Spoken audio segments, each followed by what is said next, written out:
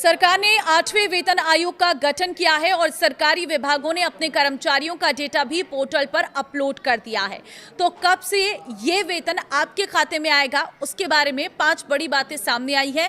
ध्यान से सुनना, इस वीडियो में सारी जानकारी आपको मिल जाएगी। नमस्कार, मैं हूं आपके साथ ममता तिवारी और आप देख रहे हैं न्यूज़ 18 का डिजिटल प्लेटफॉर्म। कर्मचारियों और पेंशन संगठनों के साथ आयोग लगातार बैठक कर रहा है। बहुत से शहरों में 8वें वेतन आयोग को लेकर बैठक हो चुकी है और बहुत से शहरों में अभी भी मीटिंग होना बाकी है। इस मीटिंग के दौरान कर्मचारियों ने आयोग से अपनी मांग सामने रखी है, जिसमें सैलरी, पेंशन के अलावा छुट्टी, भत्ता, हाउस रेंट अलाउंस और फिटमेंट फैक्टर जैसी चीजें हैं। इन्हीं मांगों के आधार पर आयोग अपनी रिपोर्ट सरकार को सौंपेगी। रिपोर्ट सौंपने के बाद कैबिनेट इस पर अपनी मंजूरी देगा, तब जाकर इसे लागू करने के लिए नियम बनाए जाएंगे और फिर इसे लागू कर दिया जाएगा। अधिकतर एक्सपर्ट्स का मानना है कि 8वां वेतन आयोग को लागू होने में 1 साल से अधिक का वक्त लग सकता है, क्योंकि इसमें अभी बहुत से काम बाकी हैं। भले ही आयोग से तेजी से काम कर रहा है, लेकिन इसके फाइनल रिपोर्ट बनने और समीक्षा करने के दौरान अधिक समय लग सकता है। एरियर देगी सरकार। भले ही 8वें वेतन आयोग 2027 के अंत में लागू हो, लेकिन ये प्रभावी जनवरी 2026 से ही माना जाएगा। इसका मतलब यह है कि करीब 2 साल का एरियर सरकार एक साथ सरकारी कर्मचारी और पेंशनर्स के अकाउंट में डिपॉजिट कर सकती है। यानी कि जब आपको ये पैसा आने लग जाएगा, उस वक्त एरियर का पैसा भी आएगा। कुल मिलाकर 2 साल में आपकी जितनी सैलरी बढ़नी चाहिए थी, वो पूरी बढ़ी हुई सैलरी हर महीने के हिसाब से आपके अकाउंट में आ जाएगी। 8वें वेतन आयोग के 5 बड़ी मांगे ये हैं। पहली चीज, मिनिमम बेसिक सैलरी। NCJCM ने मांग की है कि कम से कम बेसिक सैलरी को 18,000 रुपए से बढ़ाकर 69,000 रुपए कर दिया जाए। यह मांग फैमिली की जरूरतों और महंगाई को ध्यान में रखकर तैयार किया गया है।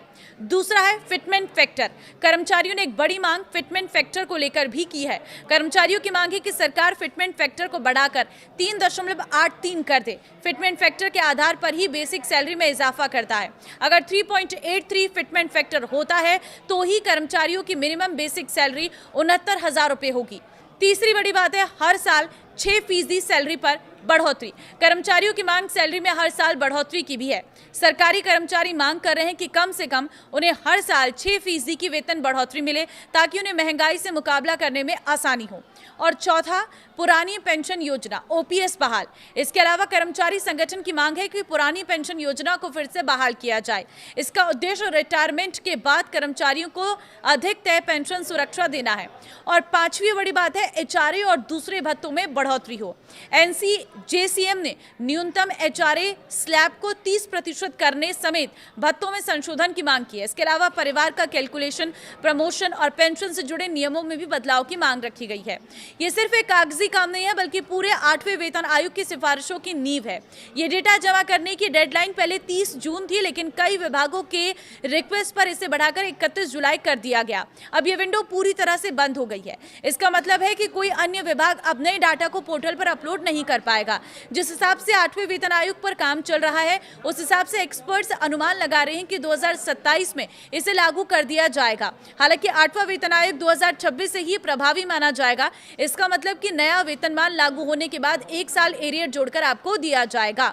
तो फिलहाल आपको क्या लगता है, किस तरह से इसे डिसाइड करना चाहिए और कितनी वेतन बढ़नी चाहिए, आप मुझे कमेंट में जरूर बताएं। नमस्कार।